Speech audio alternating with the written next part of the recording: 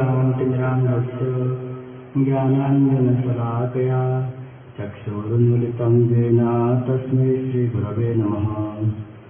वञ्चाकल्पतरुभ्यश्च कृपासिन्धुभ्यैव च पतितानां पावनेभ्यो वैष्णवेभ्यो नमो नमः।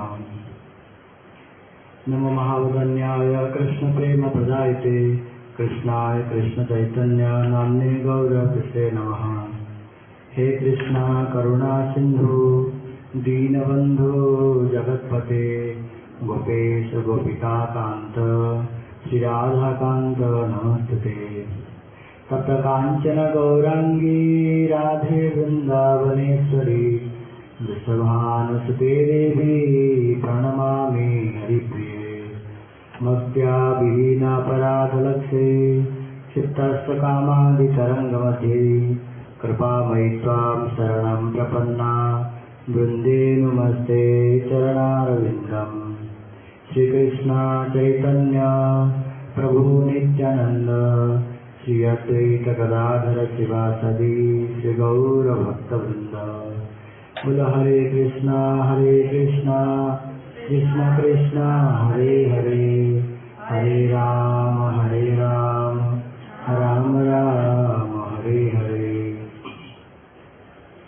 सर्वप्रथम अस्मदीय परमाद्भुतं गुरुपाद भगवान नित्यलीला प्रविष्टों विष्णुपाद अष्टोत्तर श्री श्रीमद् भक्ति विज्ञान शिला भारती गोस्वामी महाराज एवं नित्यलीला प्रविष्टों विष्णुपाद अष्टोत्तर श्री श्रीमद् भक्ति वेदांत शिला नारायण गोस्वामी महाराज के श्री चरण कमलों में मैं अनंत कोटि साष्टांग दंडवत प्रणाम अर्पण करता हूँ। तत्पश्चात समस्त रूपानुग गौड़ी गुरुवरों की श्री चरण कमलों में मैं मेरे अनंत कोटि साष्टांग दंडवत प्रणाम अर्पण करता हूँ। उपस्थित पूज्यपाद माधव प्रभु के चरण में दंडवत प्रणाम करता हूँ एवं समस्त वैष्णव वैष्णवी ब्रह्मचारी वृंद मातृवृंद सबको यथा जगत दंडवत प्रणाम। कल हम लोगों ने श्रीमद् भागवतम में से किस प्रकार जो सुत गोस्वामी जी का चरित्र श्रवण किया था और वहाँ हम लोगों ने श्रवण किया था किस प्रकार सुत गोस्वामी पाद सनातन गोस्वामी पाद को होगी जो परीक्षित जी और सुखदेव जी के संवाद को श्रवण करा रहे। उसमें प्रभु जी ने प्रश्न किए थे कि जब सुत गोस्वामी पाद ने जब सनकादि ऋषि ने प्रश्न पूछा और उसके उत्तर में सुत गोस्वामी पाद ने जो व्यासदेव जी का कथा श्रवण करवाया और उसके पश्चात उन्होंने व्यासदेव जी और नारद ऋषि का कथा श्रवण कराया, फिर उन्होंने परीक्षित महाराज का कथा श्रवण कराया, उसके अंदर जो कनेक्शन है वो समझ में नहीं आया। एकदम से कैसे व्यासदेव जी और नारद ऋषि का कथा आ गया, फिर उसके पश्चात परीक्षित महाराज की कथा कैसे आया, वो कनेक्शन समझ में नहीं आया था। तो इसलिए हम लोग थोड़ा सा उसको श्रवण करेंगे। श्रीमद् भागवतम का प्रथम स्कंद के प्रथम अध्याय में शुरू होता है श्री सुत और सनकादि ऋषियों का संवाद, जहाँ श्री नैमिषारण्य में बैठे हुए सौनकादि ऋषियों को सुत गोस्वामी पाद आकर के भागवत की कथा श्रवण कराते हैं। तो उस भागवत कथा सुत गोस्वामी पाद को देखने मात्र से ही जो नैमिषारण्य के ऋषियों उन्होंने क्या किया, कथा श्रवण करने से पहले उन्होंने अपना प्रश्न रखा था। जैसे हम लोग श्रवण करते हैं, जब परीक्षित महाराज जी की सभा में सुखदेव गोस्वामी पाद आकर के पहुंचे तो परीक्षित महाराज जी सुखदेव गोस्वामी पाद को प्रणाम करते ही उन्होंने प्रश्न का झड़ी लगाना शुरू कर दिया, एक के बाद एक प्रश्न पूछना शुरू कर दिए। उसी प्रकार ज्यों ही सनकादि ऋषियों की सभा में नैमिषारण्य में सुत गोस्वामी पाद आकर के पहुंचते ही सनकादि ऋषियों ने अपना प्रश्न पूछना प्रारंभ किया सुत गोस्वामी पाद को। उसमें से सबसे पहले उन्होंने 6 प्रश्न पूछे थे, जिन 6 प्रश्न श्रीमद् भागवतम के प्रथम स्कंद के प्रथम अध्याय में वर्णित है। जिसमें से पहला प्रश्न वो पूछते हैं कि किस प्रकार हम लोगों ने कल श्रवण भी किए थे कि हे सुत गोस्वामी पाद, आप कौन हो? आप तो मंजूषा हो, अर्थात आप शास्त्र को भली भांति जानने वाले हो, इसलिए शास्त्र को भली भांति पढ़ करके समझ करके उसमें से जो जीव के लिए श्रेयस्कर वो बताइए। दूसरे प्रश्न में उन्होंने पूछा था किस प्रकार के आत्मा प्रसन्न हो सकता है। तीसरे प्रश्न में उन्होंने पूछा था कि कैसे भगवान जो है उनका जन्म कैसे हुआ। चौथा प्रश्न उन्होंने पूछा था भगवान का जो अन्य अवतार के विषय में वर्णन करो। पांचवें प्रश्न में पूछा था कृष्ण लीला के विषय में वर्णन करो। छठे प्रश्न में उन्होंने पूछा था भगवान जब इस जगत को छोड़ करके चले गए तो धर्म किसका शरण लिया? ये उनके 6 प्रश्न थे। तो इस 6 प्रश्नों को श्रवण करके सबसे पहले प्रथम स्कंद के द्वितीय अध्याय में श्री सूत गोस्वामी पाद पहले क्या किए? अपना मंगलाचरण किए, अपना गुरुदेव श्री सुखदेव गोस्वामी पाद जी को प्रणाम किए। उसके पश्चात श्री नारायण ऋषि जो उपास्य तत्व से जो श्लोक है क्या है? नारायणम नमस्कृत्यम नरं चैव नरोत्तमं देवीं सरस्वती व्यासं ततो जय मुदिरे। ये जो श्लोक है इसमें उपास्य तत्व का वर्णन है और जो शक्ति तत्व उसका भी वर्णन है और जो भागवत का रचयिता व्यासदेव जी उनको भी प्रणाम किया गया। नारायण नमस्कृत्यम नरं चैव नरोत्तमं, नारायण ऋषि को प्रणाम करे जो भगवत अवतार है। उसके पश्चात देवी सरस्वती देवी शुद्धा सरस्वती देवी को प्रणाम करे, जैसे सूत गोस्वामी पाद व्यासदेव जी को प्रणाम करे। उसको प्रणाम करने के उपरांत हम कल भी श्रवण किए थे कैसे सूत गोस्वामी पाद ने उनके प्रश्न का प्रशंसा की कि आप जो प्रश्न पूछे वो वास्तविक रूप में समस्त जीवों के लिए मंगल प्रदायक है। उसके पश्चात उन्होंने उसका उत्तर देना प्रारंभ किया, जिसको उत्तर श्रीमद् भागवत के प्रथम स्कंद के द्वितीय अध्याय से उत्तर शुरू हुए, जिसमें क्या करते हैं वो बतलाते हैं कि जो परम श्रेय की बात आपने पूछा था उस परम श्रेय क्या है वास्तविक रूप में। उसमें बोलते हैं सभी पुरुषा परो धर्म जतो भक्ति हृदय आहित की अप्रत्यता जजात्मा संप्रसिद्ध है। परो धर्म परम श्रेय क्या है? सभी पुरुषा समस्त पुरुषा अर्थात समस्त जीवों का परो धर्म सर्वश्रेष्ठ श्रेय क्या है? जतो भक्ति अदुच्छेद अर्थात अदुच्छेद जो भगवान अर्थात अदुच्छेद इंद्रियों से अतीत जिन भगवान को इंद्रिय के द्वारा जिन भगवान के विषय में नहीं जाना जा सकता उनको कहते हैं अदुच्छेद। तो उन भगवान के चरण में भक्ति करना वही क्या है? जिसका सर्वश्रेष्ठ श्रेय है। उससे क्या होता है? अहेतु की अप्रत्यता। वो भक्ति कैसे होनी चाहिए? अहेतु की होनी चाहिए, कोई हेतु नहीं होनी चाहिए उस भक्ति अर्थात जो भगवान की सेवा, उस सेवा के पीछे, उस सेवा करने के पीछे कोई हेतु अर्थात कोई जागतिक कामना नहीं होनी चाहिए। केवल और केवल मात्र भगवान का प्रसन्नता ही उस सेवा के पीछे कारण होनी चाहिए। अप्रत्यता, और वो सेवा कैसे होनी चाहिए? अप्रत्यता निरंतर धारावत निरंतर ही भगवान की सेवा होनी चाहिए। ऐसा करने से क्या होता है? जजात्मा सुप्रसिद्धि। ऐसा करने से आत्मा वास्तविक रूप में प्रसन्न होता है। उसी प्रकार इस अध्याय में और भी अनेक प्रश्नों का उत्तर दिए, जैसे कहते वासुदेव भगवती भक्ति योग प्रदर्शित जनयत्यासु वैराग्यम ज्ञानंच जद अहितुकम कि वासुदेव श्री कृष्ण के प्रति परम धर्म अर्थात प्रेम भक्ति को उदय करने की चेष्टा रूप श्रवण कीर्तन आदि जो भक्ति जो के अनुष्ठित होते होते ही क्या होते हैं? समस्त जो विषय वो की जो इच्छा वो धीरे धीरे चल जाते हैं हृदय से। फिर धर्म सुनिश्चित पुंसा विश्वस्तेन कथा सूच नोत्पादन यदि रति समय वही केवलम, जैसे कि सूत गोस्वामी पाद कहते हैं कि धर्म सुनिश्चित पुंसा, अगर कोई जीव उत्तम रूप से अपना ठीक धर्म का पालन करता है तो उसका फल क्या है? ठीक रूप से उत्तम रूप से अगर धर्म का कोई पालन करता है, वर्णाश्रम धर्म भी पालन करे तो उसका फल क्या है? उसका फल है विश्वक्सेन कथा सूच। विश्वक्सेन जो भगवान उनकी कथा में रति उत्पन्न होगा। अगर कोई ठीक रूप से अपना वर्णाश्रम धर्म का भी पालन करता है तो क्या होगा? उस वर्णाश्रम धर्म को पालन करने के फलस्वरूप जो विश्वक्सेन भगवान उनकी कथा में रति उत्पन्न होनी चाहिए। अगर ऐसा नहीं हुआ, नो उत्पाद यदिम रति, तो क्या होगा? श्रमेव ही केवल मात्र क्या हुआ? परिश्रम ही हुआ, वृथा परिश्रम। उसके उपरांत वो कहते हैं किस प्रकार जो भगवान उनके 3 प्रकृति है, बदंती तत्वविदम तत्व ज्ञानम अद्वयम ब्रह्मेति परमात्मति भगवान इति सत्यते कि वही अद्वैत ज्ञान परतत्व उनको 3 प्रकृति रूप में क्या करते? जो ज्ञानी है वो दर्शन करते और जो भक्त वो किस प्रकार दर्शन करते, जो योगी वो किस प्रकार के दर्शन करते। तो इसी प्रकार जो प्रश्न पूछे थे शौनकादि ऋषि उन लोगों का उत्तर देते हुए द्वितीय अध्याय में प्रायतः 2 से 3 प्रश्न का उत्तर उन्होंने दे दिए। उसके उपरांत उन्होंने जो प्रश्न पूछे थे कि भगवान की अवतार की कथा वर्णन कीजिए, उसमें तृतीय अध्याय में प्रथम स्कंद के तृतीय अध्याय में श्री सूत गोस्वामी पाद जी भगवान की अवतार की कथा वर्णन किए। भगवान की 24 अवतारों में कथा वर्णन किए कि कौन कौन अवतार हुए, मत्स्य कुर्म वराह वामन, उस प्रकार के 24 अवतार की कथा वर्णन की। उसके उपरांत क्या कह रहे, यहाँ भी वर्णन आया, यहाँ 2 बार आया श्रीमद् भागवत में ये श्लोक, क्या कह रहे, एते चांस कला पुंस कृष्णस्तु भगवान स्वयं, कि 26 अवतार की कथा वर्णन करने के उपरांत क्या वर्णन कर रहे हैं कि मैंने इन जो अवतारों के विषय में वर्णन किया, एते चांस कला पुंस, इन जो अवतार है कोई कोई इनमें से अंश है और कोई कोई कला है, किसकी, पुंस अर्थात भगवान के, स्वयं भगवान जो कृष्ण, उनकी कोई कोई अंश है और कोई कोई कला है, किंतु स्वयं भगवान कौन है, कृष्णस्तु भगवान स्वयं, स्वयं भगवान है कृष्ण।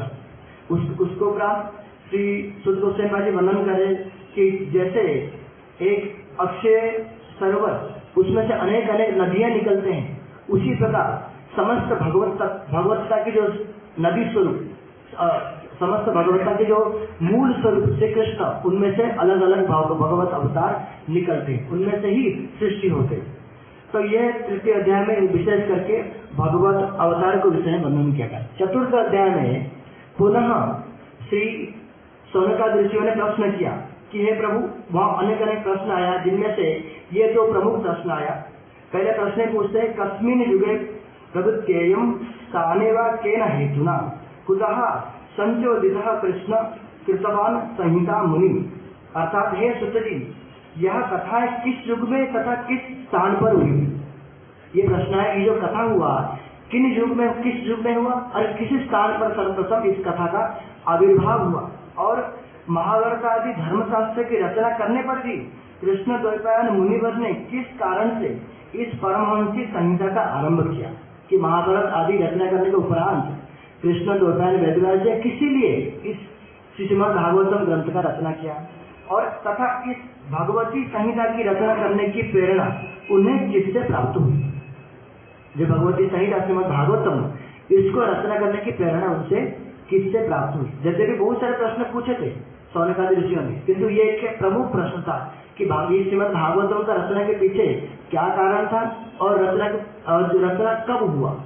तो इसके उत्तर में ही श्री सूत गोस्वामी पाद जी व्यासदेव जी का चरित्र को वर्णन करते हैं कि किस प्रकार व्यासदेव जी समस्त शास्त्र को रचना करने के उपरांत, रचना करने के बाद भी उनका मन क्षीण था, उनका मन दुखी था, असंतुष्ट थे और समय प्राप्त में बैठे हुए थे।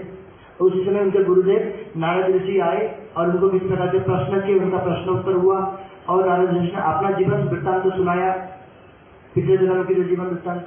तो ये जो सर्व प्रश्न का उत्तर, ये उनका प्रश्न था सौनकादि ऋषियों का, इसका उत्तर मैंने श्री सुत गोस्वामी पाद ने नारद ऋषि और व्यासदेव जी का कथोपकथन और नारद जी का चरित्र को वर्णन किया।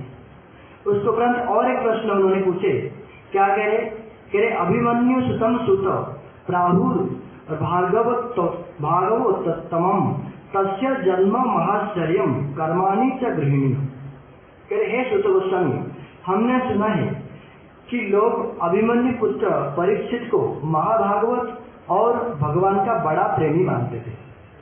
कृपया उन राजा परीक्षित के अत्यंत आश्चर्यमय जन्म और कर्म का भी वर्णन कीजिए। जब यह प्रश्न पूछे सौनकादि ऋषियों ने, तब सुत गोस्वामी पाद ने पुनः परीक्षित जी का जन्म वृत्तांत को श्रवण कराया, जो कि हम लोगों ने कल श्रवण किया था कि किस प्रकार महाभारत के उपरांत जब अश्वत्थामा को वो बना गया था, सेनापति बनाया गया था दुर्योधन के द्वारा, अश्वत्थामा किस प्रकार के जो पांडवों के 5 पुत्र को वध किए, उसके पश्चात कैसे अश्वत्थामा का मणि को अर्जुन ने हरण किया और ले लिया, और कैसे अश्वत्थामा ने ब्रह्मास्त्र का प्रयोग किया और परीक्षित जी को कैसे भगवान रक्षा किए, और परीक्षित जी का कैसे बाहर आकर के सब उनका नाम परीक्षित क्यों पड़ा, उनका नाम विष्णुराज क्यों पड़ा, ये सब आपको सूत गोस्वामी पाद ने वर्णन करना प्रारंभ किया। हम जिसको कि हम लोगों ने आधा श्रवण किया था। परीक्षित जी का जो कथा है वो और भी लंबे है, जो कि आज से हम लोग श्रवण करेंगे कि किस प्रकार परीक्षित जी राजा बने और किस प्रकार उन्होंने जो कलियुग है, कलियुग कैसे उसका आगमन हुआ और कलियुग को कहाँ कहाँ उन्होंने स्थान दिया, किस प्रकार उनका मति भ्रम हुआ, उनको एक श्राप क्यों लगा, भागवत का सृष्टि कैसे हुआ, ये सब बात हम लोग आज श्रवण करेंगे। तो कल ये वाला जो कनेक्शन है, वांछा कल्पतरुभ्यश्च कृपा सिंधु भैरवश्च पतितानां पावनेभ्यो वैष्णवेभ्यो नमो नमः।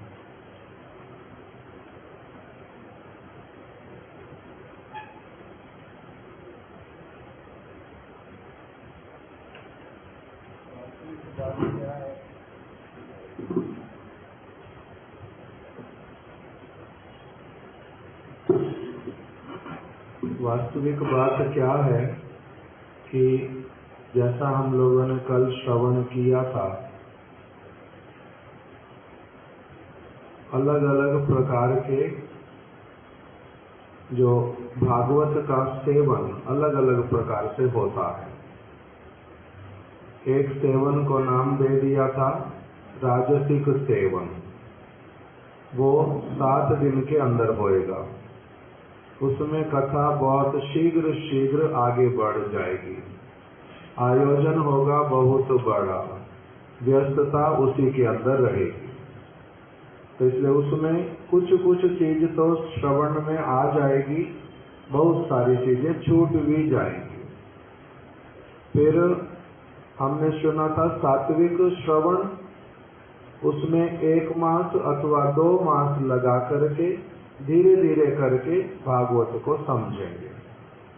तीसरा सुना था तामस, जो कि 1 वर्ष लगा करके कभी सुना, कभी कुछ नहीं सुना, कभी भूल गए, कभी कुछ तो कभी कुछ, किंतु अंत में सुना था निर्गुण।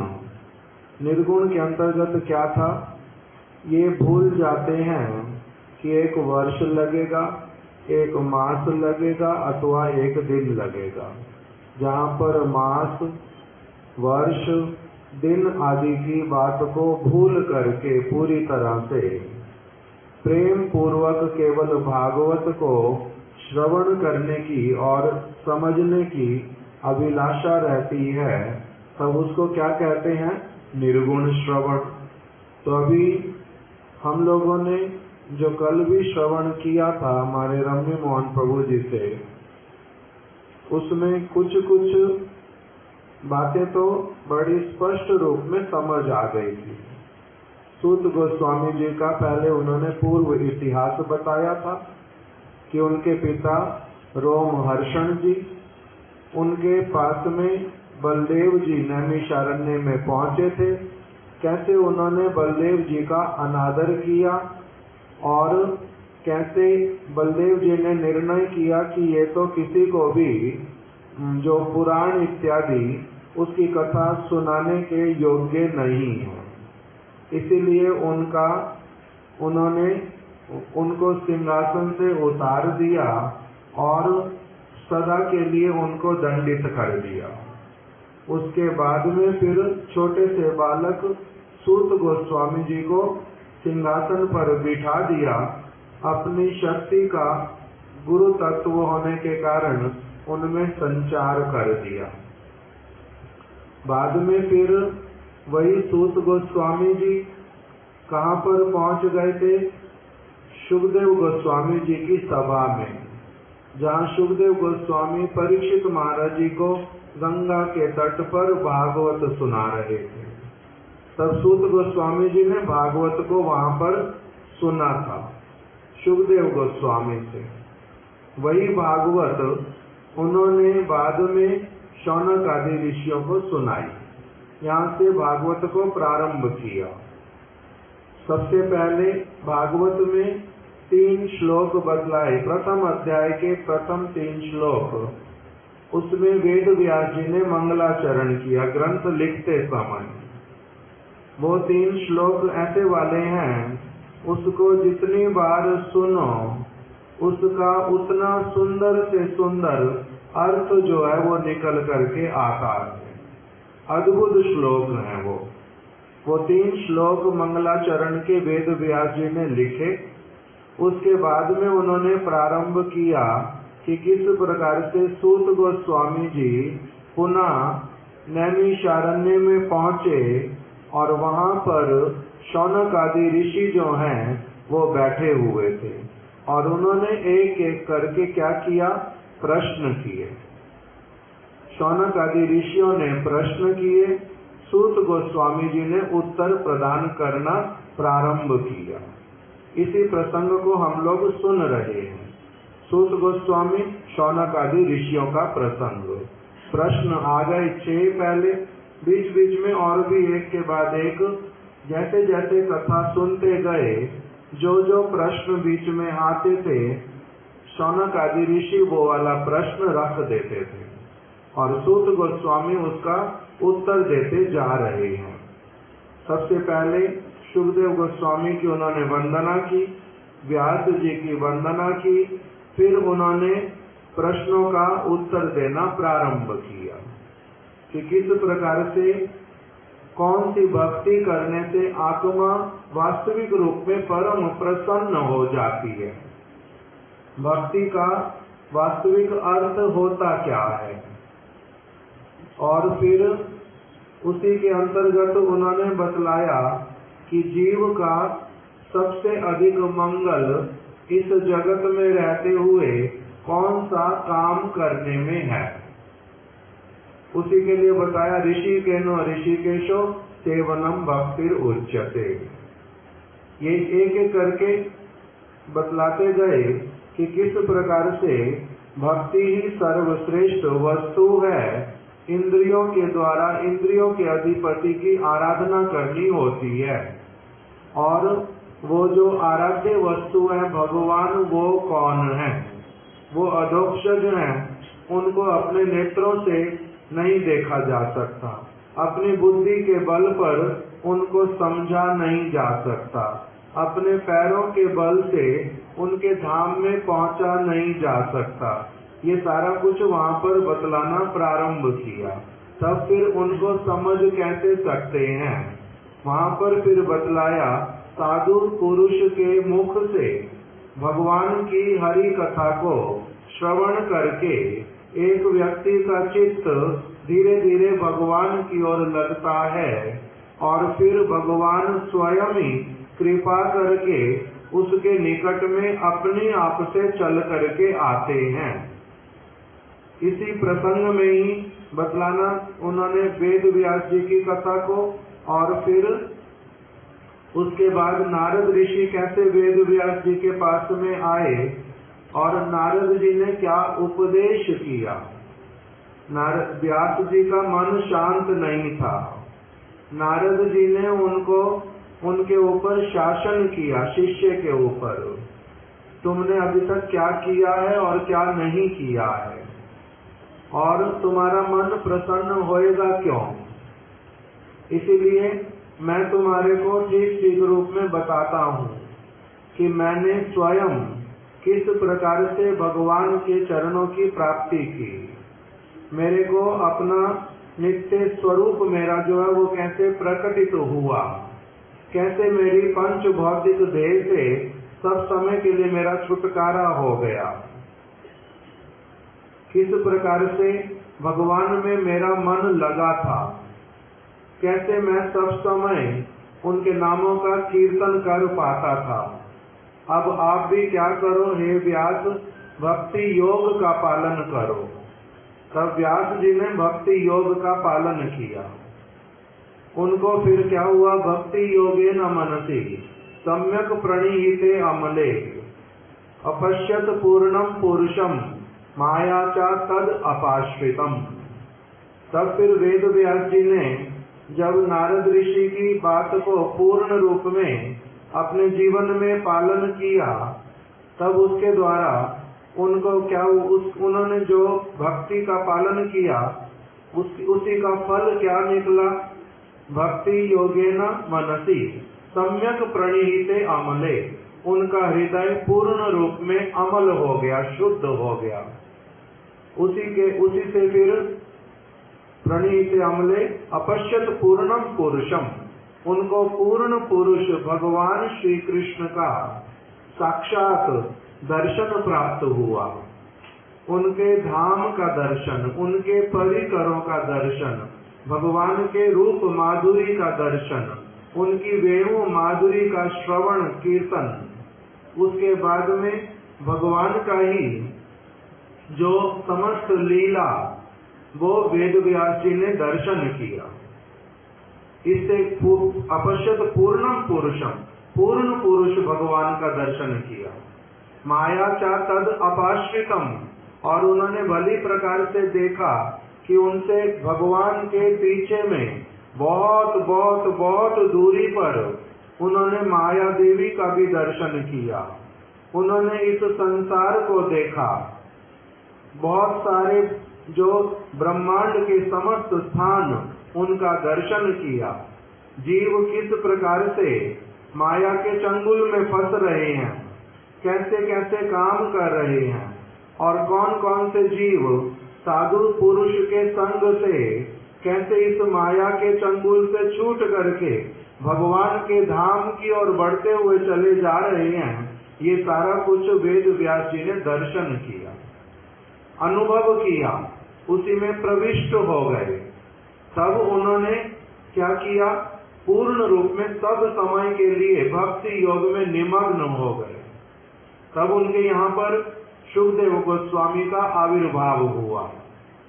शुकदेव गोस्वामी कल न परसों हमारे नव किशोर प्रभु ने कथा सुना दी थी।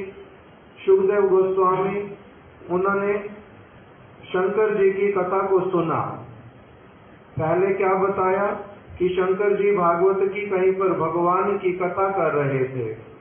शुक ने उस कथा को सुन लिया और सुनने के बाद में जब कथा पूर्ण हुई, पार्वती ने शंकर को बताया कि मैं तो बीच में सो गई थी, आप मेरे को फिर से कथा सुनाओ। तब शंकर जी ने कहा कि हुंकारी फिर तुम्हारे स्थान पर कौन भर रहा था। जैसे ही देखा इधर उधर, शुक को देखने के साथ साथ त्रिशूल लेकर के उसके पीछे गए। अयोग्य व्यक्ति, इसने सारी कथा सुन ली ब्रज की, राधा कृष्ण की, ये पक्षी स्वरूप में, ये ना जाने उस कथा का क्या अर्थ निकालेगा और केवल मात्र राधा कृष्ण की कथा को साधारण एक नायक नायिका प्रिया प्रियतम की बात समझेगा। इसलिए ये तो अनर्थ हो गया। मैं सुना रहा था पार्वती को, जो योग्य पात्र है कथा सुनने की, और सुन लिया किसने, ये पक्षी ने सुन लिया। इसलिए त्रिशूल लेकर के उसके पीछे पीछे दौड़े। दौड़ते दौड़ते कहाँ पहुंच गए थे, वो पहुंच गए थे व्यास जी के आश्रम में, क्योंकि उसको पीछा कर रहे हैं शुक का। शुक तो किसके मुख में चले गए, व्यास जी की धर्म पत्नी के मुख में, बीटिका जिनका नाम था, वहां पर उनके मुख में प्रवेश कर गए। और जब व्यास जी ने शंकर जी को देखा तब पूछा, जे आज आपका इस प्रकार से आगमन, कुछ मुख के ऊपर क्रोध का भाव है, हाथ में त्रिशूल, जो किसी का आप वध करेंगे। तो उन्होंने क्या उत्तर दिया कि अच्छा, मेरे को तो एक शुक ने आज अमर कथा को श्रवण कर दिया, वो तो अयोग्य व्यक्ति, मेरे को उसका वध करना है। तब व्यास जी ने उनसे पूछा, शंकर जी एक बात बताओ कि जिस व्यक्ति ने अमर कथा को सुन लिया वो क्या बन जाएगा। कहते हैं अमर हो जाएगा। तो आप वध किसका करोगे। तब शंकर जी क्या हो गए, उनका त्रिशूल उन्होंने रख दिया, क्रोध पूरी तरह से चला गया और वहां से प्रणाम करके अलग स्थान पर चले गए। तो इस प्रकार से शुकदेव गोस्वामी का कहाँ पर आगमन हो गया, बीटिका के गर्भ में। वहां पर कुछ समय तक रहे। रहने के बाद में बहुत वर्ष जब व्यतीत हुए, बालक गर्भ से बाहर आता नहीं। व्यास मुनि ने उनको क्या किया, निवेदन किया कि इतना समय तक कोई साधारण बालक तो गर्भ में रहता नहीं है, अपने आप से भूमिष्ठ हो जाता है, किंतु आप कोई महत् पुरुष हैं, मेरी पत्नी के गर्भ में मेरा आपसे निवेदन कि माता को अधिक दिनों तक इस प्रकार की अवस्था में नहीं रखना, आप बाहर कृपा करके आ जाइए। तब शुकदेव गोस्वामी ने उत्तर दिया कि नहीं, अभी मैं गर्भ के बाहर आना चाहता नहीं, माया का प्रकोप है, माया मेरे को स्पर्श न करेगी, मैं दुखी होऊंगा, इसलिए मेरे को बाहर नहीं आना। व्यास जी ने कहा, मेरा नाम कृष्ण द्वैपायन वेद व्यास, मैं आपको वचन देता हूँ कि आप बाहर आइए, मैं आपका रक्षा करूँगा। तब भी उन्होंने कहा कि मेरे लिए संभव पर नहीं है, गर्भ से बालक बातचीत कर रहा है वेद व्यास जी से, फिर कैसे बाहर आओगे। तब उन्होंने कहा कि यदि मेरे को जो भगवान है वो वचन दे दें तब फिर मैं बाहर आऊंगा। तब फिर वेद व्यास जी ने भगवान को निवेदन किया। भगवान आ गए। उन्होंने कहा कि बालक आप बाहर आ जाओ, आपको माया स्पर्श नहीं करेगी, मैं ये नहीं कह सकता। माया स्पर्श करेगी क्योंकि मायामय जगत में आप आ रहे हैं, किंतु कितनी देर स्पर्श करेगी? जितनी देर तक एक गाय के सींग पर सरसों का दाना डालने से जितनी देर वो वहां पर टिकता है उतनी देर तक आपको माया स्पर्श करेगी, उससे अधिक माया आपको स्पर्श नहीं करेगी। उनकी बात सुन करके शुकदेव गोस्वामी जो हैं वो माता के गर्भ से बाहर आए और साथ ही साथ में उनका क्या हुआ, वहीं से अपने माता के गर्भ से बाहर आते ही वन की ओर चलना प्रारंभ कर दिया। वहीं पर ही वेद व्यास जी ने उनको क्या कहा, वेद व्यास जी उनके पीछे पीछे चले और उनको पुकारने लगे पुत्र पुत्र कह करके, हे पुत्र आप रुक जाओ, आप कहाँ जा रहे हो? मेरे पास में एक बहुत अमूल्य संपत्ति है भागवत की, मैं आपको वो प्रदान करना चाहता हूँ। कितने समय से प्रतीक्षा कर रहा था कोई योग्य पात्र मिले और उसको मैं भागवत सुनाऊं। आपको ही योग्य पात्र मैंने अभी तक निर्धारित किया हुआ था, जो माता के गर्भ में इतना समय तक रह सकता, जिसको माया से संपूर्ण रूप में अनासक्ति है, जो भगवान के वचनों में दृढ़ विश्वास रखता है। मैं प्रतीक्षा कर रहा था जो गर्भ से बात कर सकता है, ऐसे वाले योग्य व्यक्ति को मैं भागवत रूपी रस का पान करवाऊंगा, किंतु आप तो साथ ही साथ में घर से चले जा रहे हैं। इस प्रकार से जब कहा तब शुकदेव गोस्वामी तो वो संपूर्ण रूप में भगवान में ब्रह्म में निष्णात, उन्होंने कुछ सुना तक भी नहीं, उन्होंने कुछ सुना ही नहीं। उनकी ओर से उत्तर किसने दिया व्यास जी को? उनकी ओर से उत्तर दिया वृक्षों ने, जो वहां पर वृक्ष थे सारे।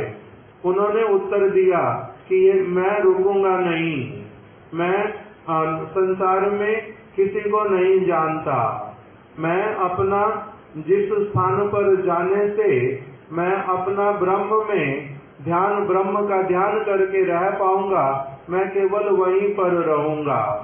आपसे मेरा कोई संबंध नहीं है। आप के माध्यम से आपकी पत्नी के गर्भ से मेरा जन्म हुआ है, किंतु आपकी पत्नी मेरा कारण नहीं है, मेरा उत्पत्ति स्थल कुछ और है। इस प्रकार का सारा उत्तर शुकदेव गोस्वामी जी की ओर से वृक्षों ने वेद व्यास जी को दिया। बीच में फिर एक स्थान आया जहाँ पर व्यास जी ने क्या देखा, एक आश्चर्यजनक वस्तु देखी। क्या कुछ नव युवती स्त्रियां वो सरोवर में स्नान कर रही थी। शुकदेव गोस्वामी उनके आगे से चले गए, उनको कोई मन में बात आई ही नहीं। व्यास जी जब पीछे से आए तब उन कन्याओं ने अपने अंगों को वस्त्रों से ढकना प्रारंभ किया। व्यास जी ने कहा, पुत्रियों, मैं वृद्ध, मेरे को देख करके तुम अपने अंगों को ढक रही हो, और मेरा पुत्र युवक, उनको देख करके तुमने अपने अंगों को बिल्कुल भी ढका नहीं, तुम्हें लज्जा हुई नहीं, इसका क्या कारण है?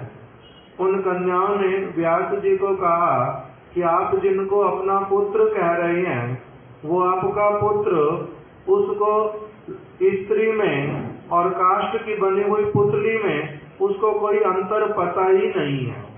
उसकी दृष्टि यहाँ वहाँ कहीं है ही नहीं। क्या स्त्री, क्या पुरुष, क्या स्त्री के अंग, क्या पुरुष के अंग, क्या जगत की वस्तु, वो उन सारी वस्तुओं में है ही नहीं।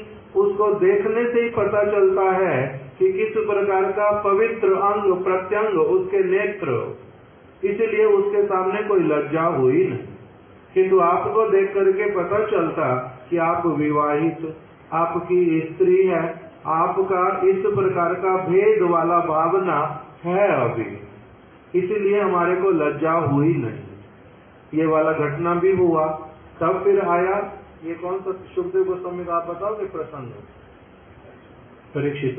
तो सुखदेव गोस्वामी फिर चले गए वन में, वेद व्यास जी लौट करके आ गए। वेद व्यास जी के मन में निरंतर चल रहा है, हमारे गुरुदेव बोलते थे वेद व्यास जी जो है भगवान के शक्त्यावेश अवतार हैं। वो सुखदेव गोस्वामी के पीछे पीछे गए तो सही, पुत्र पुत्र कह करके पुकारा तो सही, किंतु इसका अर्थ ये नहीं है कि उनको अपने जो पंच भौतिक शरीर वाले पुत्र के प्रति आसक्ति थी, उसके कारण नहीं। हा पुत्र क्यों कहा कातर भाव से? उन्होंने इसलिए कहा क्योंकि अभी तक बालक का नामकरण हुआ नहीं है, सुखदेव नाम नहीं पड़ा था, केवल मात्र उनको पुत्र पुत्र कह करके पुकारा था। पुकार किस लिए रहे थे? उसको अच्छी वस्तु देने के लिए, ना कि उसको अपने पास रखने के लिए।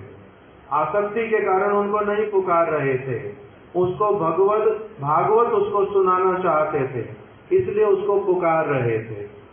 और दूसरा क्या बता दिया कि फिर उन्होंने अपने वेद व्यास जी ने अपने कुछ जो शिष्य आसपास में उनके रहते थे उन सबको कहा कि मेरा पुत्र मेरी बात सुने बिना वो तो वन में प्रवेश कर गया, वो ब्रह्म के ध्यान में लीन रहने वाला है, किंतु भगवत भक्ति उससे बहुत श्रेष्ठ है। इसलिए उन्होंने अपने शिष्यों को अलग अलग श्लोक सिखाए भागवत के। एक श्लोक सिखाया, बर्हा पीड़म नटवर वपु कर्णयो कर्णिकारम विभ्रद वाशा कनक कपीशम वैजंतीम चामालाम रंध्रान वेणुर अदर सुदया पूरयन गोप वृंदैर वृंदारण्य स्वापद रमणम प्राविशाद गीत कीर्ति। कि आप क्या करो, अपने शिष्यों को कहा कि आप वन में स्थान स्थान पर जाओ और ये वाला श्लोक जो है उच्च स्वर में निरंतर गान करते रहो कि श्री कृष्ण स्वयं भगवान है, उनका रूप अद्भुत निराला है, वो अपने कानों में कनेर के पुष्पों को धारण करते हैं, गले में उनके वैजयंती माला है, हाथों में वो वंशी को धारण करते हैं, उनका पुष्पों का श्रृंगार है, उनके नुपुर अत्यंत सुंदर ध्वनि करते हैं और वो एकदम से रंग मंच पर नृत्य करने वाले नटवर नव किशोर की भांति मेघ कांति युक्त पीतांबर धारण करने वाले अत्यंत सुंदर स्वरूप वाले हैं। इस स्थान स्थान पर जाकर के गान करो। दूसरा श्लोक उनको सिखाया, जाकर के सिखाओ, अहो बकीमियम स्तनकाल कूटम, कि ओ कृष्ण कितने दयालु हैं। उनके निकट में पूतना अपवित्र चरित्रा अपने स्तनों के ऊपर वो विष को लगा करके मल करके आ गई और कृष्ण को वो क्या कराना चाहती थी? विष पान कराना चाहती थी। विष पान कराने आई, किंतु क्योंकि माता का रूप लेकर के आई थी, इसीलिए कृष्ण ने उनको क्या कर दिया? मातृ उचित गति प्रदान कर दिया। इसीलिए किंवा दयालुम शरणम प्रपद्ये, ऐसे इनसे बढ़कर के बड़ा दयालु कौन होगा जिसकी हम किसी को भी शरण लेनी चाहिए। ये जाकर के श्लोक स्थान स्थान पर बोलो। फिर वेद व्यास जी के शिष्य वन में इधर से उधर दूर दूर तक जाकर के इन्हीं श्लोकों का बड़े उच्च स्वर में सुर ताल मान लय लगा करके बड़े प्रेम के साथ में गान करते। सुखदेव गोस्वामी के कान में ये बातें पड़ी, उनकी समाधि टूट गई। उन्होंने जब सुना कृष्ण इतने दयालु हैं, तब उन्होंने उन जो सुना रहे थे उनको अपने पास बुला करके कहा कि मेरे को इनके विषय में कुछ और सुनाओ। तो भगवान का इसका मतलब, अगर कान में कनेर के पुष्प डालते हैं, गले में वैजयंती माला डालते हैं, अपने हाथ में बांसुरी लेकर के अपने मुख से बजाते हैं, तो उनका तो मुख है, उनके कान हैं, वो अपने उनका गला है, उनके चरणों में नूपुर पहने तो चरण है उनके, उनका रूप है बहुत सुंदर। मैं तो अभी तक सोचता था उनका कोई रूप नहीं है, वो निराकार है, वो निर्गुण है। आपने किंतु बताया उनके बड़े सारे गुण हैं। वो तो सबसे अधिक दयालु हैं। पूतना जैसी स्त्री के ऊपर उन्होंने कृपा कर दी। तो आप मेरे को उनके और गुणों के बारे में बताओ, आप मेरे को उनके रूप का कुछ और वर्णन श्रवण कराओ, उनकी वेणु ध्वनि से वो क्या क्या करते हैं उसके विषय में बतलाओ। मेरे को वो गैयाएं चराते हैं भगवान होकर के, इसके विषय में मेरे को कुछ बतलाओ। जब सुखदेव गोस्वामी ये सारी बातें पूछते, तब वेद व्यास जी के शिष्य उनको क्या कहते कि हमें तो गुरुदेव ने अभी तक यहीं तक सिखाया है, अगर आपको और सीखना है तो आपको कहाँ चलना पड़ेगा? गुरु जी के पास चलना पड़ेगा, व्यास जी के पास आना पड़ेगा। तब इस प्रकार से व्यास जी ने उनको भगवान के विशेष विशेष नाम का, रूप का, गुण का, वेणु माधुरी का, रूप माधुरी का श्रवण करवा करके उनको अपनी ओर आकर्षित किया। तब सुखदेव गोस्वामी चल करके फिर आए वेद व्यास जी के पास में, मैं आपकी शरण ग्रहण करता हूँ। मैंने अभी तक भगवान के विषय में ये सब कुछ नहीं समझा था। मेरे मन में अहंकार था, भावना थी कि मैं तो ब्रह्म में लीन रहने वाला हूँ, इससे बढ़कर के और कोई वस्तु होती नहीं है। किंतु वो ब्रह्म का स्वरूप है, वो भगवान के गुण हैं, ये तो मुझे कुछ पता ही नहीं था। मेरा ज्ञान जो है अपूर्ण था। आप कृपा करके मेरे को वही भगवान के विषय में सब कुछ ठीक ठीक रूप में श्रवण करवाओ। तब जब शरणागत होकर के आए, तब व्यास जी ने उनके ऊपर कृपा की, उनको पूरी भागवत श्रवण करवाई, भगवान का अनुभव करवाया, उनको भगवान की लीलाओं में प्रवेश करवाया। पिता होकर के भी उन्होंने ब्रज की गोपियों के साथ में कृष्ण का जो सारा विहार वो उनको श्रवण करवाया। उनको भी क्या बना दिया? परम शुद्ध ब्रज रस रसिक भक्त बना दिया। तब वही सुखदेव गोस्वामी फिर कहाँ पर आ गए थे? परीक्षित महाराज जी की सभा में, जो कहीं पर नहीं जाते थे, जो दिगंबर थे, जिनको किसी वस्तु से कोई लेना देना नहीं था। पहले तो व्यास जी बुलाते रह गए, वो रुके नहीं थे। अब किंतु जब भगवान की भक्ति हृदय में आ गई, परीक्षित महाराज जी के बिना बुलाए परीक्षित महाराज जी के पास में पहुंच गए, उनको भगवान की कथा को सुनाने के लिए। यही सुखदेव गोस्वामी, इन्होंने अपने विषय में फिर क्या बोल दिया परीक्षित महाराज जी की सभा में आकर के कि मैं क्या कहता हूँ आपको, आप कुछ भी और मत श्रवण करना, जो मैं श्रवण कराता हूँ केवल उसी को श्रवण करो। मैं ब्रह्म में निष्णात रहने वाला व्यक्ति। कौन सा श्लोक?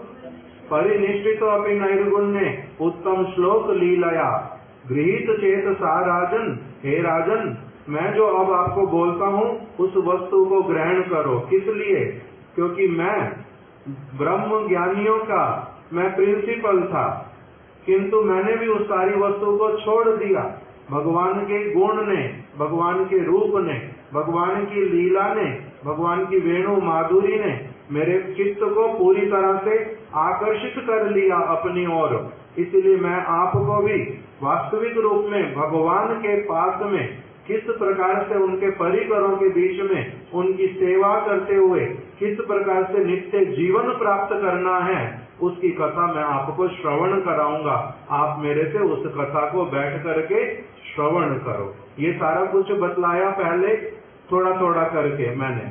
उसके बाद में फिर आता कि वो परीक्षित महाराज जो कि गर्भ में जिनकी भगवान ने रक्षा की थी, जो पांडवों के कुल में आए थे, उनसे फिर ऐसा क्या काम हो गया था जिसके कारण उनको श्राप लगा, जिसके कारण उनको राजपाट छोड़ना पड़ा, जिसके कारण वो गंगा के तट पर आए। ये सारा प्रसंग भागवत में फिर आगे प्रारंभ होता है।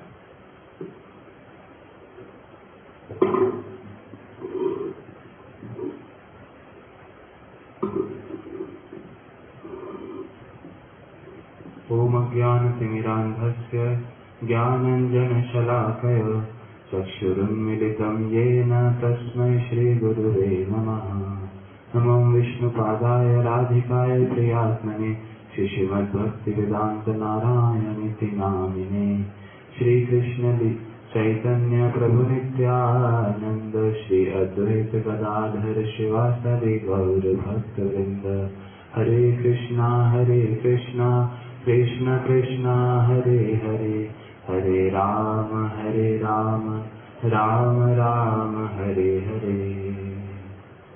मैं सर्वप्रथम अपने गुरुपाद पद्म श्रीपाद भक्तिवेदांत सिद्धांत गोस्वामी महाराज एवं मेरे शिक्षा गुरु श्रीपाद माधव प्रिय प्रभु जी के चरण कमलों में अनंत कोटि दंडवत प्रणाम ज्ञापन करता हूँ। तत्पश्चात नित्यलीला प्रविष्ट श्री श्रीमद भक्ति विज्ञान शिला भारती गोस्वामी महाराज, नित्यलीला प्रविष्ट श्री श्रीमद भक्ति वेदांत शिला नारायण गोस्वामी महाराज एवं नित्यलीला प्रविष्ट श्री श्रीमद भक्ति प्रमोद पुरी गोस्वामी महाराज जी के चरणों में अनंत कोटि दंडवत प्रणाम ज्ञापन करता हूँ। तत्पश्चात यहाँ उपस्थित सभी वैष्णवियों को मेरा यथा योग्य दंडवत प्रणाम। तो हमने अभी श्रवण किया कि किस प्रकार सुखदेव गोस्वामी आए और उन्होंने परीक्षित महाराज जी को भागवत की कथा श्रवण कराई। तो यहाँ पर ये जो हमने कल सुना था रमणी प्रभु से भी कि किस प्रकार जो 4 सत्र हैं उनमें से ये एक सत्र है, और सत्र का अर्थ क्या होता है कि उस भागवत का, उस ज्ञान का, उस भागवत श्रीमद् भागवतम का विस्तार। तो उनमें उन 4 विस्तार में से ये एक विस्तार है जिसमें सुखदेव गोस्वामी श्रीमद् भागवतम बतला रहे हैं किनको? परीक्षित महाराज जी को।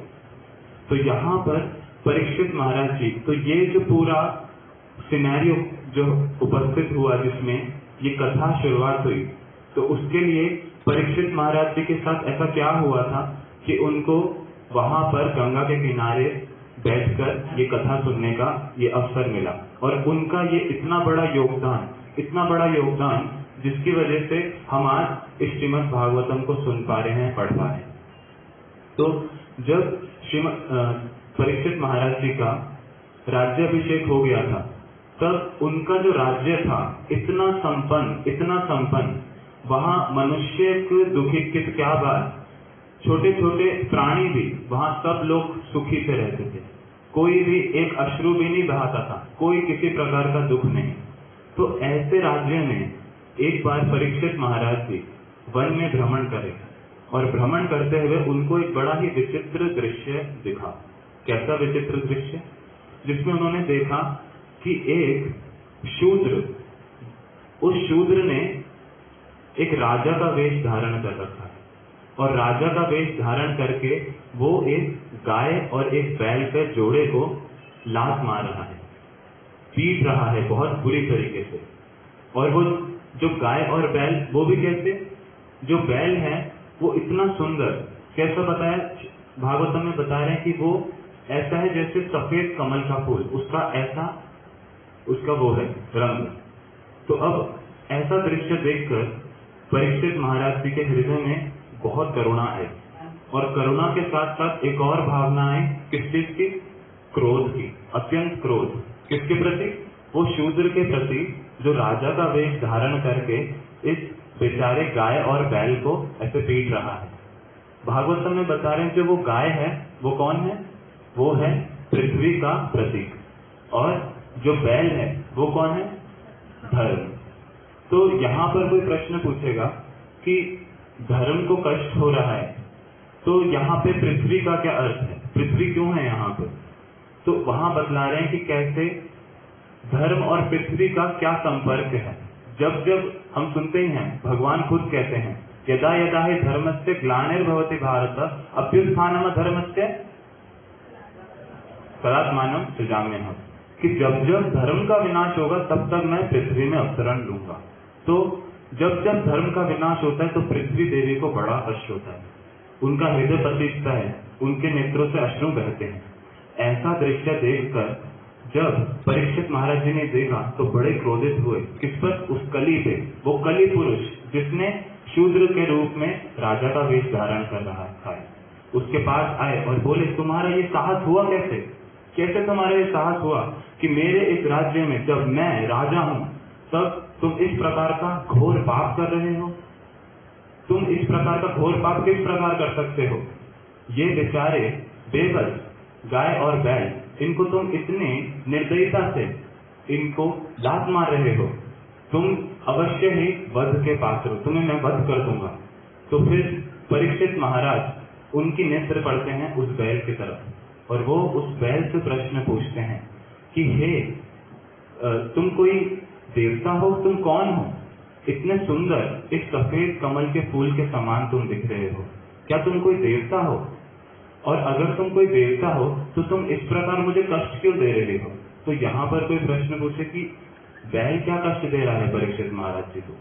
तो परीक्षित महाराज जी यहाँ बतलाना चाह रहे हैं, इंगित कर रहे हैं कि अगर आप कोई देवता हैं और वो देवता जो कि कुछ संकेत देने आए हैं, किस प्रकार का संकेत कि भविष्य में जब कलयुग आएगा तब गाय बैल ऐसे प्राणियों की क्या दुर्दशा होगी, तो अगर आप ऐसे देवता हैं जो कि इस प्रकार मुझे संकेत देकर मुझे एक ऐसा संकेत दे रहे हैं, तब मेरे हृदय में बड़ा ही ठेस पहुंचेगा, ये सिर्फ सोचने मात्र से ही कि किस प्रकार हमारे प्राणियों के साथ व्यवहार किया जाएगा।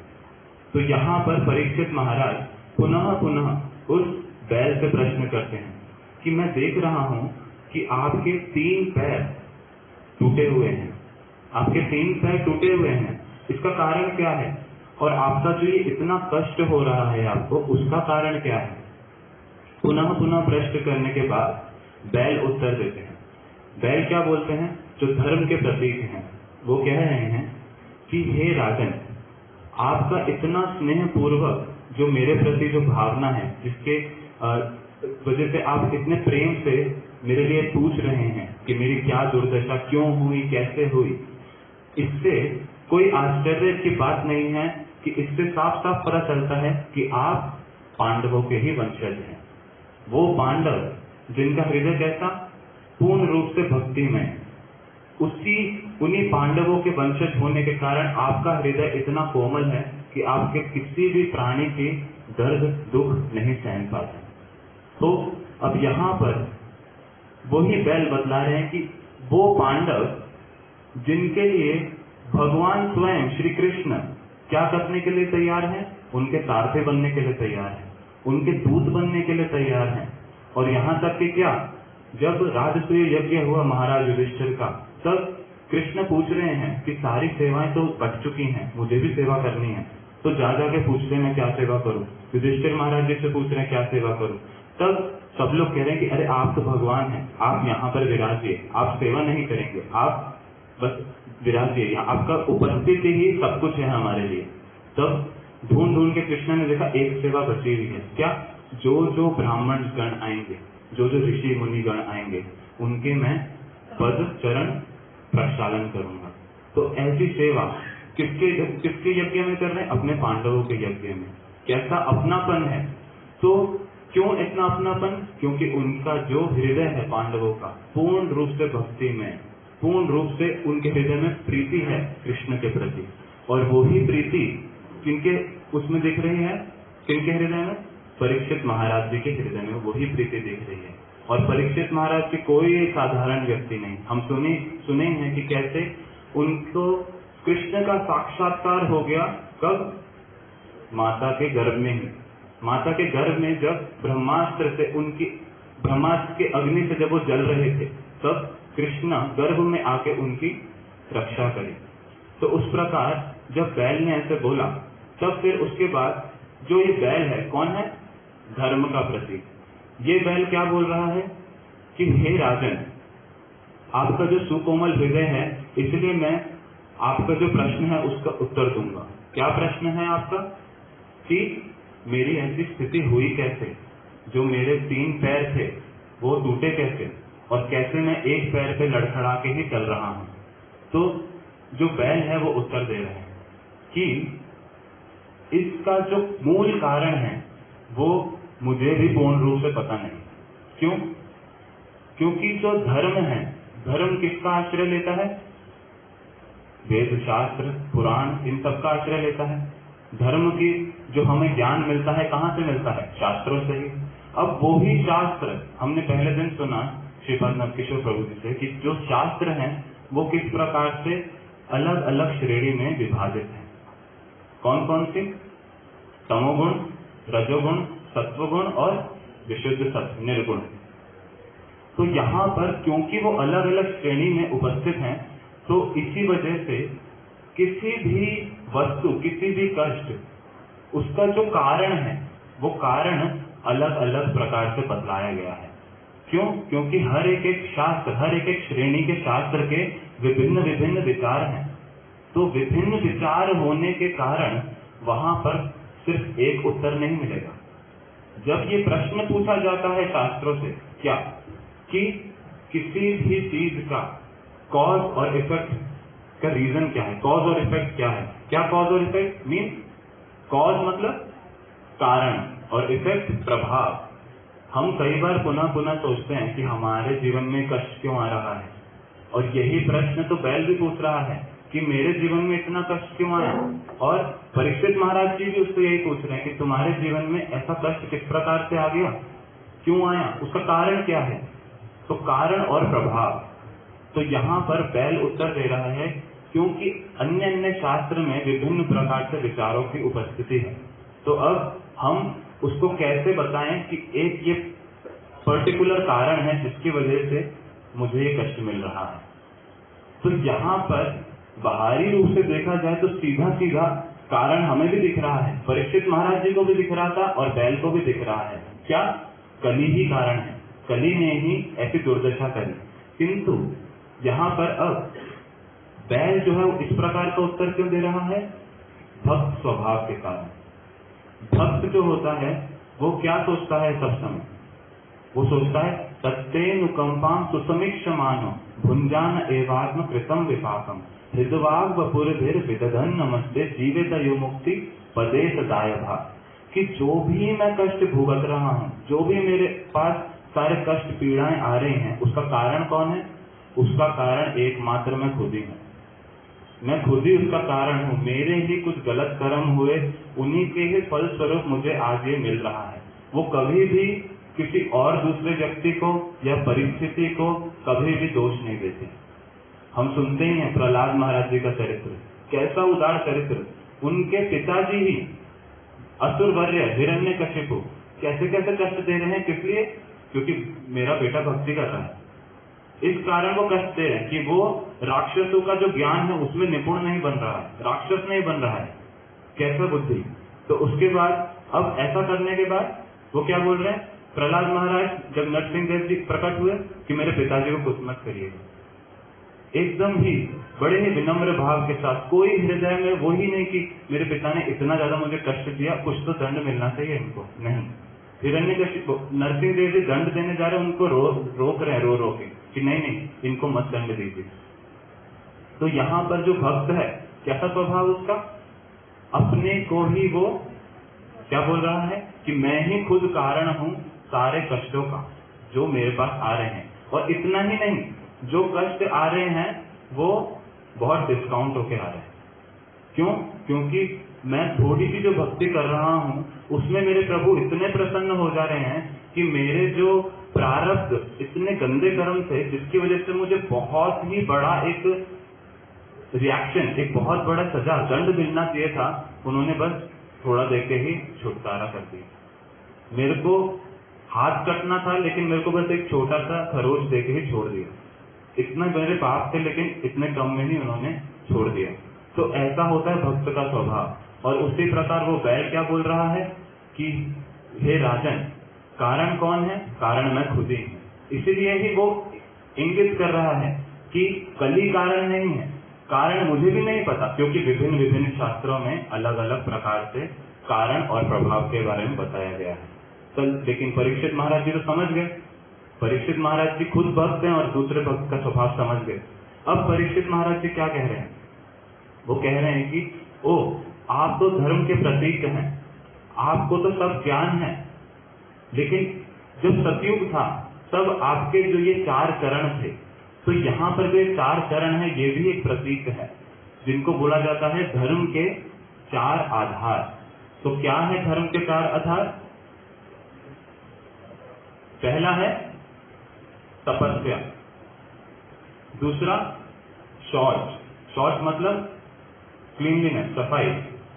तीसरा दया, और चौथा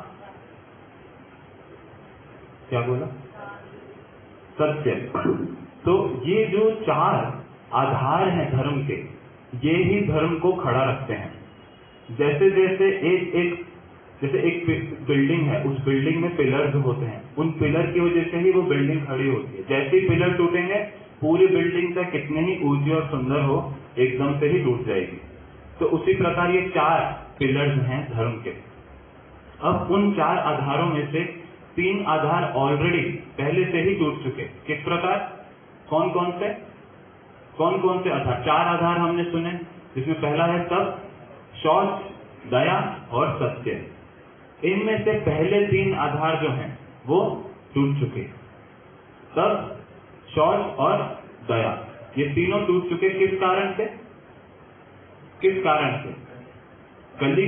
कली के कारण से। लेकिन ऐसा क्या कली का प्रभाव हुआ जिनकी वजह से ये तीनों टूटे? शास्त्र बता रहे हैं, श्रीमद् भागवत में बतलाया जा रहा है कि हर एक पिलर का टूटने का एक एक कारण भी है। जो तप है, तपस्या का जो पिलर है, वो कैसे टूटा? वो बता रहे हैं गर्व से टूटा, जो अभिमान, उससे टूटा। और दूसरा जो शौच का पिलर है, वो किससे टूटा? आसक्ति। किस प्रकार की आसक्ति? काम वासना की, स्त्री की पुरुष से, पुरुष की स्त्री से। जो ये आसक्ति है, ये उस स्वच्छता का, उस शौच का जो आधार है, उसको उसने तोड़ दिया। तीसरा आता है दया। दया कैसे टूटी? उसको बता रहे हैं मद से, जो इंटॉक्सिकेशन, जिसको बोलते हैं मद्यपान। मद्यपान के वजह से वो जो आधार है वो टूटा। तो इस प्रकार ये तीन पिलर टूट के जब चूर हो गए, तब एक पिलर बचा। वो कौन सा? सत्य का पिलर। अब जो ये कली है, ये उस जो एक टांग बची थी उस बैल की, उसको भी काटने की कोशिश कर। जब ऐसा दृश्य देखा परीक्षित महाराज जी ने, तब उनसे रुका नहीं गया। तब उन्होंने कली को एकदम पकड़ लिया कि मैं तुम्हारा वध करके ही रहूंगा। तुमने किस प्रकार इस बेबस प्राणी को तुम इतना कष्ट दे रहे हो, और वो भी मेरे राज्य में। और ऐसा कहने के बाद फिर परीक्षित महाराज जी क्या कहते हैं? जैसे ही अब वो आक्रमण करने जा रहे हैं अपने धनुष और बाण से, तो कली थर-थर कांप उठा। थर-थर कांप उठ के वो प्रणाम कर रहा है। वो लेट गया चरणों में परीक्षित महाराज जी के कि प्रभु मेरे प्राणों की रक्षा करिए, मेरे प्राणों की रक्षा करिए। तो अब यहाँ पर बड़ा सुंदर विचार कि कैसे परीक्षित महाराज जी के हृदय में फिर से दया आई। दया किसके प्रति आ रही है? कली के प्रति। तो कोई प्रश्न पूछेगा कि कली के प्रति क्यों दया आ रही है? इतना तो कष्ट दे रहे हैं, सारा धर्म को पूरा चूर्ण निचूर्ण कर दे रहे हैं, तो उनके प्रति दया आने का कारण क्या है? तो यहाँ पर भी श्रीमद् भागवतम बतला रही है कि वो दया का कारण क्या है। जो परीक्षित महाराज जी हैं वो कौन है? भावग्राही, सारग्राही। सारग्राही होने के कारण वो कली के जो पूर्व दोषों की जो खान है, उसमें भी कुछ गुण देख ले। कलेर दोष निधे राजन अस्ति ही एको महान गुण, कीर्तनाद एवं कृष्ण से मुक्त संग परम रजे। ऐसा देख कर कि ये पूरे जो अवगुणों की खान है, उसमें भी कुछ एक गुण है। वो गुण क्या है? कि कली के समय में जो हमारा जो सिद्धि का जो प्रोसेस, कौन सी सिद्धि?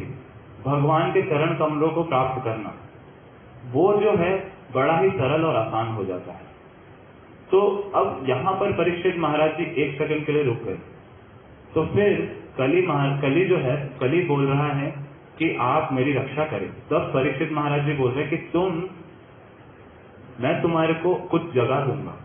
क्यों? क्योंकि कली बोल रहा है कि मुझे कोई स्थान दीजिए जहां पर मैं रह सकूं। मैं कहीं भी रह सकता हूं वैसे तो, लेकिन जहां भी रहूंगा मेरे हृदय में एक भय रहेगा। क्या? कि कभी भी धनुष बाण आ सकता है परीक्षित महाराज जी का, मैं कुछ कर ही नहीं पाऊंगा। तो इसलिए कोई ऐसे स्थान बता दीजिए जहां पर मैं ठीक रूप से रह सकूं और आपको भी कोई परेशानी ना हो। तो परीक्षित महाराज जी ने क्या बोला? 4 जगह ऐसी बताई उन्होंने जहां पर कली वास कर सकता है पूर्ण रूप से। क्या है वो सब? गैम्बलिंग, जिसको बोलते हैं जुआ। दूसरा इंटॉक्सिकेशन, जिसको बोला जाता है मदिरापान, नशा। तीसरा इलिसिट रिलेशनशिप, अवैध संबंध। और चौथा मीट ईटिंग, जिसमें मांस, मच्छी और सारी चीजें सब खाने की। तो ये सारे जो भी प्रकार का एक वायलेंस, हिंसा एक एनिमल्स के साथ, किसी भी प्राणी के साथ, तो उसको उस चौथे कैटेगरी में बोला गया।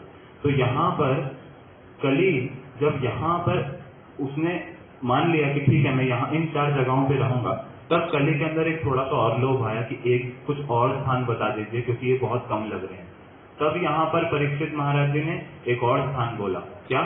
सोना, कि स्वर्ण में भी तुम वास कर सकते हो। तो अब यहाँ पर वही प्रश्न कि कैसे परीक्षित महाराज जी ने कली पर इस प्रकार का लीनियंसी, इस प्रकार की कृपा क्यों करी, जिसको हमने सुना ही क्या कि जो कली है, कले दोष निभे राजन, कि सारे अवगुण होने के कारण भी एक गुण है उसके अंदर, जिसकी वजह से परीक्षित महाराज जी ने कली को आने दिया। और कली के कई सारे एक ऐसे भी गुण हैं, जैसे बतलाते हैं कि अन्य अन्य युगों में जब हम किसी भी प्रकार का पाप करते हैं तो वो पाप हमारे को लगता है, और ना ही सिर्फ शरीर से, यहाँ तक कि जब मन से भी हम कुछ पाप करते हैं तो उसका भी फल भुगतना पड़ता है अन्य अन्य युगों में। लेकिन कलयुग में वैसा नहीं है। कलयुग में क्योंकि जीवों की बुद्धि इतनी मलिन है कि अगर वैसा भी रूल रख दिया कि हर एक जो भी मन में गलत विचार आ रहा है, जो भी आ रहा है, और वो पाप की श्रेणी में चला गया पूर्ण रूप से, फिर तो कोई उद्धार का रास्ता ही नहीं बचेगा। तो इसीलिए यहाँ पर उन्होंने बोला कि कलयुग में क्योंकि मन के जितने भी पाप हैं वो सब माफ किए जाते हैं, तो इसीलिए कली में ऐसे कई सारे गुण हैं। और बतलाते हैं कि जो कलयुग है, जो ये कली है, इसका प्रभाव किनके ऊपर ज्यादा होता है? जो प्रभावशाली, जो इंटेलिजेंट, जो सुमेधसा है, उनके ऊपर कली का प्रभाव नहीं होता। तो अब लेकिन कौन है इंटेलिजेंट? जो अच्छे खासे पढ़ाई लिखाई कर लिए वो इंटेलिजेंट नहीं। इसमें बता रहे हैं भागवतम में कौन है इंटेलिजेंट जिसके ऊपर कली का प्रभाव नहीं होगा इस कलयुग में भी। बोल रहे कृष्ण वर्णम तुषा कृष्णम सांगोम पांगास्त्र पार्षदम यज्ञ संकीर्तन प्राय यजंति ही सुमेधसा। जो सुमेधसा, जो सुंदर बुद्धि वाले व्यक्ति, जो श्री कृष्ण चैतन्य महाप्रभु के जो अनुगत्य करते हैं, जो उस कृष्ण वर्णम तुषा कृष्णम, वो जो कृष्ण स्वयं जो महाप्रभु के रूप में आए, उनका जो अनुगत्य करके ये नाम संकीर्तन का जो ये आंदोलन है उसमें भाग लेते हैं और पूर्ण रूप से उन विचारों को स्वीकार करके भगवान की प्रेममय सेवा में लगते हैं, ऐसे जो सुबुद्धि वाले, यही सुबुद्धि वाले लोग, और इन पर कली का प्रभाव बिल्कुल भी नहीं होता। कली इनको स्पर्श नहीं कर सकता, जो पूर्ण ठीक रूप से जो उस चीज का पालन कर रहे हैं। और बतला दिया जो लोग अपने इंद्रियों पे जिनका बस नहीं, उन लोगों पे कली का पूरा बस है। जैसे बताते हैं भागवतम में कि एक भेड़िया है, भेड़िया जब भी हमला करता है वो किस पे हमला करता है? दूसरे पशुओं के बच्चे पे हमला करता है। सब बच्चों को वो ही इकट्ठा करता है, उन पे ही हमला करता है, उन्हीं को ही खाता है। क्यों? क्योंकि भेड़िया ताकतवर जानवर से नहीं लड़ सकता, डरता है। तो उसी प्रकार कलयुग में ये जो कली है वो भेड़िए की तरह है, जहां हमने खुद लीनियंसी रखी, जहां हम खुद कमजोर पड़े, वहां वो आके हमारे पर अटैक करेगा। लेकिन जहां हमने सुमेधसा, जहां हमने अपनी बुद्धि का इस्तेमाल करके साधु संग ले लिया, साधु संग में रहने लगे, वहां पर वो कली प्रवेश नहीं करता है। वहां वो खुद आने से भयभीत होता है। क्यों? क्योंकि उसको याद है पहले एक भक्त से पाला पड़ा था, परीक्षित महाराज जी, कैसा उन्होंने एकदम ही हालत खराब कर दी। वांछाकल्पतरुभ्यश्च कृपा सिन्धुभ्यश्च पतितानां पावनेभ्यो वैष्णवेभ्यो नमो नमः।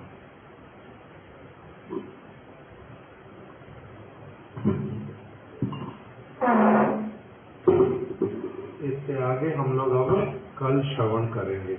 आज यहीं तक ही रख देते हैं। श्रीमद् भागवत महापुराण की जय।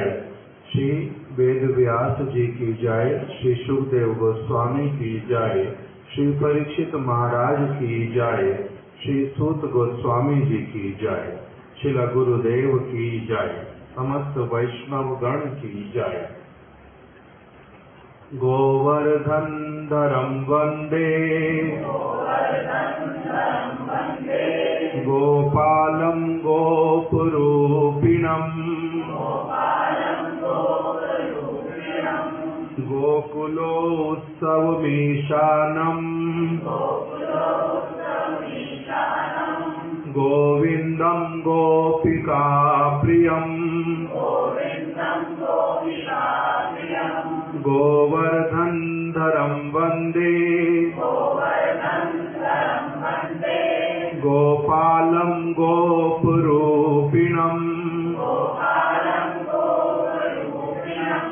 गोकुलोत्सवमीशानम्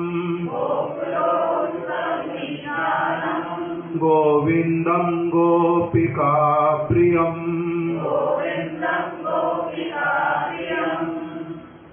सभी लोग अभी दीपदान कर लेंगे, जल्दी जल्दी दे दो विशाल कुमार। हरे कृष्णा कृष्णा कृष्णा हरे हरे, हरे राम राम राम हरे हरे, हरे कृष्णा कृष्णा कृष्णा हरे हरे, हरे राम राम राम हरे हरे, हरे कृष्णा कृष्णा